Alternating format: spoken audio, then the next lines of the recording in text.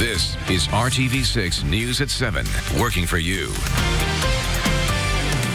Now at 7, the investigation continues into a deadly shooting inside a downtown parking garage. It happened in the middle of the day, but RTV6's Cornelius Hawker explains police do not think this was a random act of violence. Right now, as you can see, police are still investigating the shooting where a man died. And they say they came out here around 2:30 this afternoon after getting a call about someone laying on the ground who had been shot. He died at the hospital, police say. And right now, they think the victim and the person who did the shooting knew each other. And at this time, they don't think there's a threat to anyone in the public. But several people out here all day have been coming up, talking to me. And one man in particular says that all this violence has to end. This is sad, man. This don't make no sense, man. People need to come together, man. They can solve their difference without putting a gun in their hand. And whenever there are updates on this shooting, we'll be sure to let you know tonight on the news at 11 and, of course, on the anychannel.com and our app. Working for you in downtown Indy. Cornelius Hawker, RTV6. An explosion and spreading fire closed 2 Indianapolis area highways and put a trucker in the hospital in critical condition. And new in our last half hour, we've learned the truck driver's name. State police say 59-year-old Jeffrey Denman was severely burned after that blast. The tanker truck overturned and exploded, causing a giant fire on I-70 at I-465 on the east side, shutting down both highways for hours. The tanker was hauling 4,000 gallons of jet fuel when it hit a guardrail and flipped. Witnesses say Denman was able to get out of the truck and was standing next to it when it exploded. The force threw him and he caught fire. Flames spread along the interstate. Right now, Denman is being treated for severe burns. No word on any other injuries. It's a dangerous and costly traffic issue speeding along a busy road. People who live on Emerson near 10th say it continues to get worse, and they're not sure where to turn to get drivers to slow down. Megan Sanctorum is working for you to find out why residents say it's so dangerous and how police are responding. Fast. It's like it's just too fast for a one-lane road. Definitely can hear and feel when they go by, even when you're inside the house. That's how people describe traffic along this stretch of Emerson Avenue. They say cars constantly speed, posing a risk for pedestrians, kids, and other drivers. One father says he doesn't even let his child play outside in the front yard anymore because of it. He's also had to change where he parks his car. This is supposed to be a parking lane, but he tells us nobody really uses it because they're worried about their cars being hit and damaged. Something that just happened to him. You can see his mirror is taped on right now because he says someone hit it while they were speeding.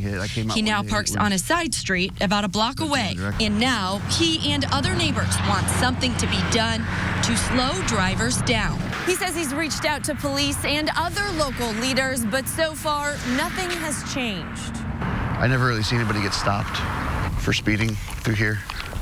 I know in this neighborhood they're busy with a lot of things, but, you know, still be nice to see them pick up some of the speeders and crazy drivers. I just think they need to have more presence right here with all the stores and walking people, more or less. You know, you're not going to zoom by an area where you see people pulled over a lot. It's going to red light you. Working for you, Megan Sanctorum, RTV6. And we reached out to police to see if they are aware of speeding concerns in that area and what is being done to stop it, but have yet to hear back. Kevin. Just in case you didn't see it with your own eyes, here we go. Watch the setting sun this evening, kind of hinting at all the sunshine that will be coming our way during the day tomorrow. As the skies clear tonight, temperatures will fall off. It's that cold northwest wind right now. Makes temperatures feel like they're in the teens. 16 is our wind chill, 26 the actual temperature. In Lafayette and Peru, you'll lead the way into the teens. This is where we land tomorrow morning. These are the rock bottom coldest temperatures in the 7-day forecast. Anxious to show you the warmest temperatures coming up. Recover Out Loud. It's a concept we told you about 1 year ago today. And since then, the addiction recovery program started in Greensburg has expanded to several more cities. RTV6's Stephanie Wade is in Columbus, showing how speaking up is helping hundreds of Hoosiers every day. When you come in here and you start to open up, you start building that confidence and that self-belief in yourself, especially when you put yourself out there live on Facebook. A controversial concept, drug and alcohol addicts talking about their addiction live on Facebook for the world to see. Welcome to Recover Out Loud. As addicts, you think everybody's against you. And what we're finding is that's not true. Everybody's actually for us. And when somebody sees somebody they used to know as an addict coming out and being that kind of brave and that courageous and put their story out there and they're being embraced, they're like, oh my gosh, like people do care. The group is called Recover Out Loud. We first told you about them 1 year ago today. Now they're helping hundreds of Hoosiers each week. Since February of last year, Recover Out Loud has expanded to 5 counties and received 2 proclamations from mayors of both Greensburg and Columbus. It's put so much life into my life. I have a good career. I have a good home. My girls are happy. I'm happy. Raised by addicted parents on the east side of Indianapolis and struggling with it herself since she was a teenager. My high school sweetheart died from an overdose when I was 18 years old, and from that point on, I went through a deep depression and got into pills myself for the next year. Megan Cothran started coming to Recover Out Loud meetings and says she's been healing ever since. Recovery for me is a lot of self-love, and when you love yourself, you don't put those things in your body and you don't allow those toxic relationships into your life. It breaks that shame. You know, shame can only thrive in secrecy. You know, when you speak on it, you get loud about it, it just begins to lose its power.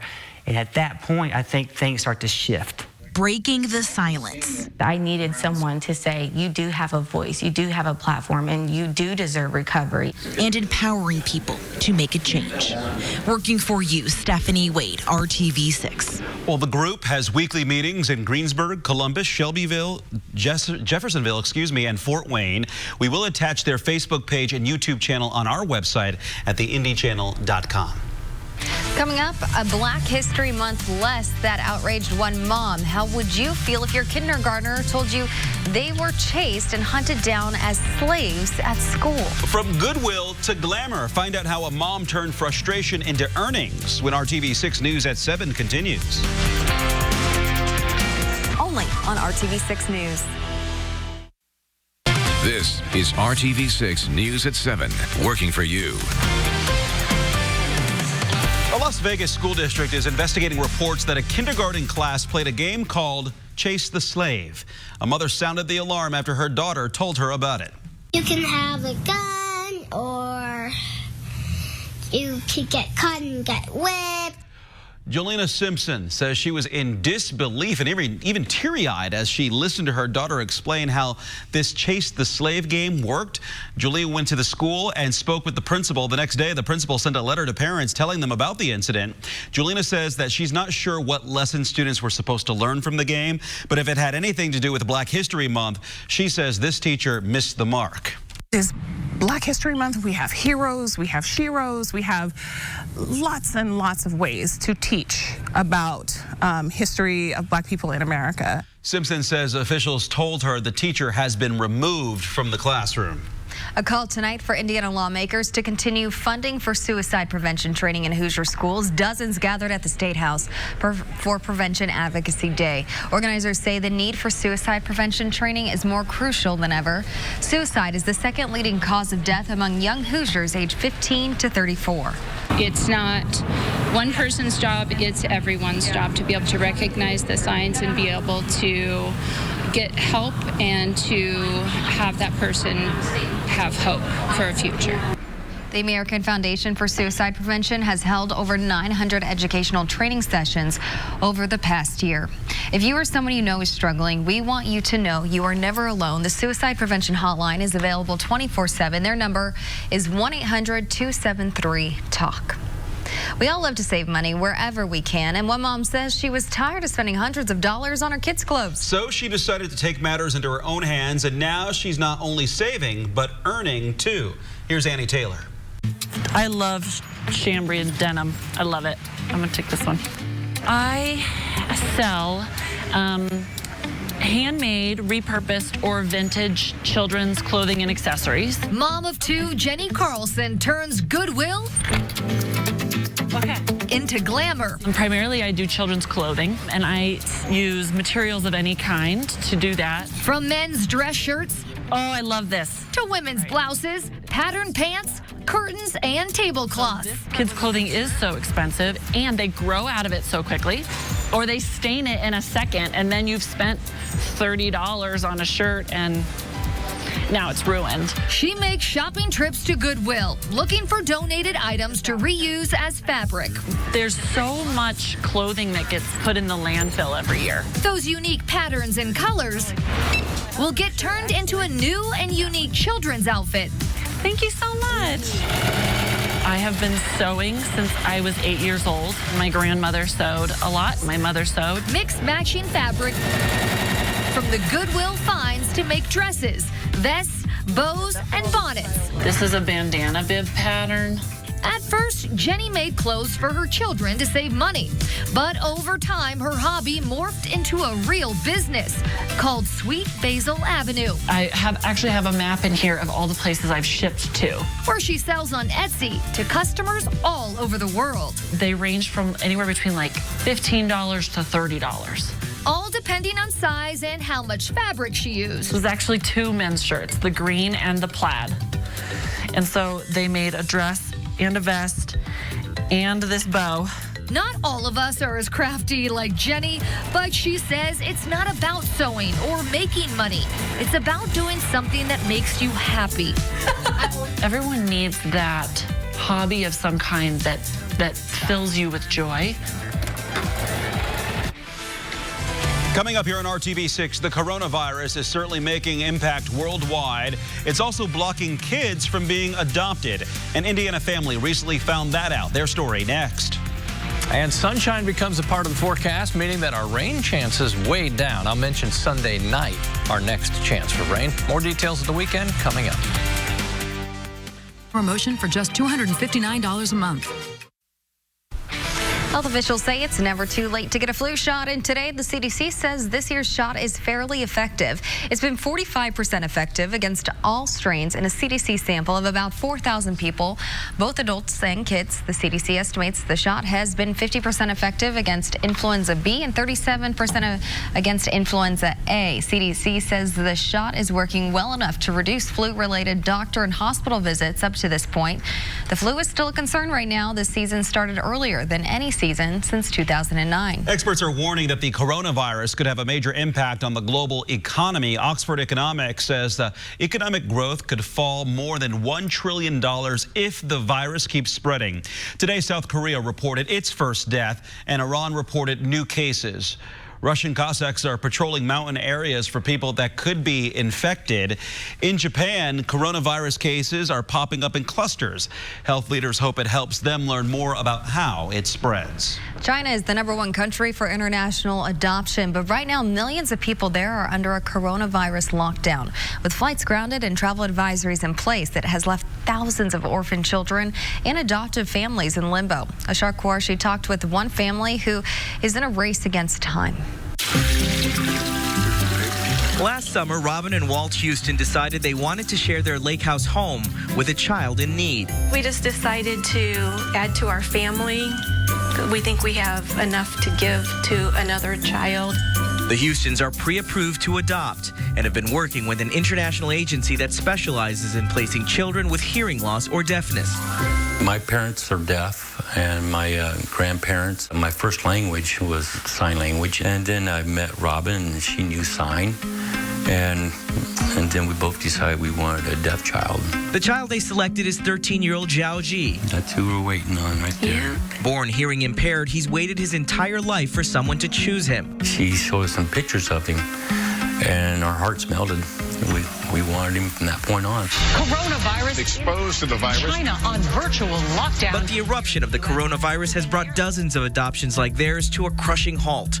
Zhao Ji is living in an orphanage under lockdown in Hubei province, the epicenter of the Wuhan virus outbreak. Scary. Yes, it's very scary. Pamela Neal Thomas, the China program director for Hand in Hand International Adoptions, is handling the Houston's case. The children in the orphanages are being kept inside the compounds, and their caregivers are being asked to stay with them, so no one is leaving. Along with being paralyzed by the outbreak, the Houstons are also racing against time. He is 13. He's going to be 14 in October, so he will be aging out. If he gets to his 14th birthday, he becomes ineligible for international adoption under Chinese law. The Indiana couple says they remain hopeful the virus will be contained before it's too late. Well, I just hope that this virus has subsided enough that we're able to travel and stay healthy, and that he stays healthy. Reporting from Angola, Indiana, I'm Usher Qureshi. Kevin joins us now with a look at the weather, and I love the sun coming in a little bit today. The changing weather, but that's foreshadowing tomorrow's sunshine. Friday and sunshine go together, and so will warmer temperatures in the weekend.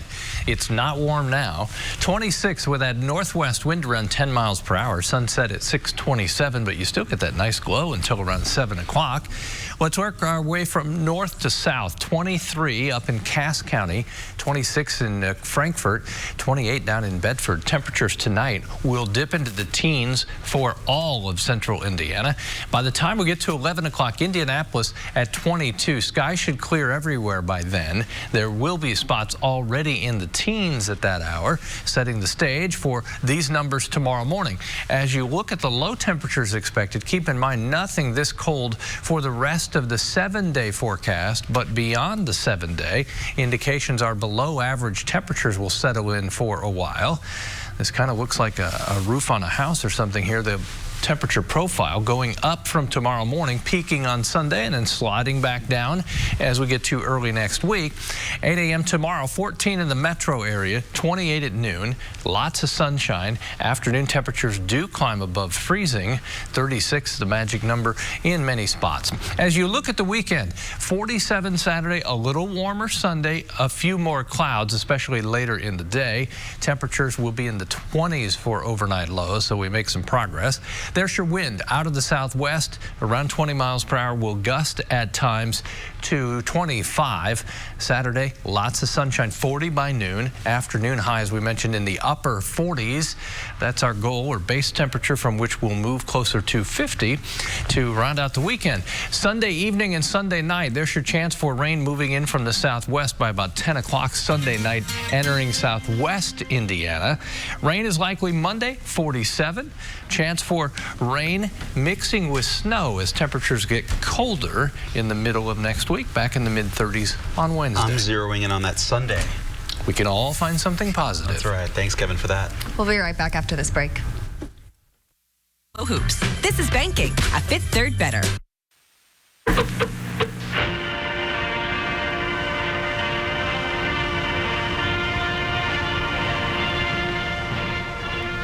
It's Throwback Thursday time, and today we are going high-tech. Yeah, right now the legislature is debating whether you should be allowed to hold your cell phone while you drive. But when mobile phones first came to Indianapolis, it seemed only the wealthy had them. However, way back in 1990, the prices started to come down, and as RTV6 legend Barbara Boyd found out, in this story from 30 years ago, the technology was cutting edge, even if the phones wouldn't exactly fit in your pocket.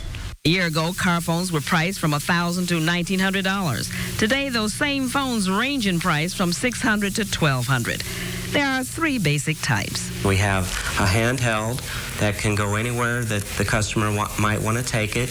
We have one fully mounted into the car, and then we have a transportable in a bag. This phone is a handheld. It's a 0.6 watt phone that will work just as good as a full 3 watt phone. This particular phone is the full 3 watt phone in a bag. It's the transportable. And this phone is the same as an installed car phone, only it can be taken from site to site. Well, using a mobile phone was not cheap back in 1990. It cost 16 cents per minute from 7 p.m. to 7 a.m. and 45 cents per minute from 7 a.m. to 7 p.m. Can you believe that? The early editions of the cell phone. That's crazy. And yeah. I remember when my dad first got a cell phone, and it was like a huge deal. But it was like the text message, each text message was cost a lot of money too. Yeah. The one thing I would say is that it first was, I remember marketing, you only need this in an emergency. Right. Yeah. Now you just need it every minute of the day. Every single second. Clear, cold, and 14 in the morning. You can find that on your cell phone. That's right. That too. See you at 11.